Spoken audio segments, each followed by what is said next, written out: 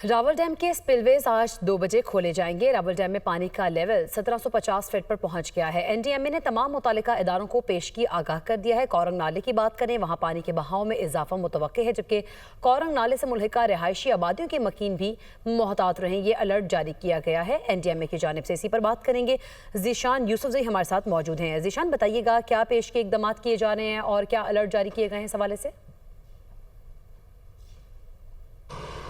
ऐसा ही है, इदारों की जानिब से अलर्ट भी जारी किए गए हैं और मेरे अगर में आपको नज़र आ रहा होगा रावल डैम के स्पिलवेज हैं और इसके पीछे ही झील है।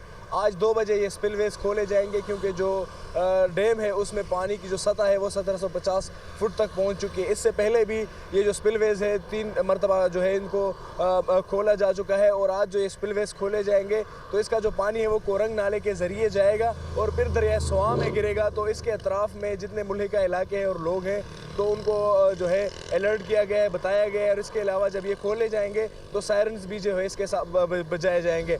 लेकिन यहाँ पर अगर बात की जाए मौसमियाती तब्दीलियों की तो इस तमाम तर सूरत हाल पर जब मेरी माहिर जो मौसमियात है उनसे बातचीत हो रही थी तो उन्होंने बताया कि ये जो पानी है ये ज़ाया हो रहा है। और आज से चंद माह पहले ही दुनिया टीवी इसी रावल डैम से रिपोर्ट कर रहा था कि यहाँ पर जो है पानी की सतह इंतहाई कम होती जा रही थी और हमने इसको रिपोर्ट किया था।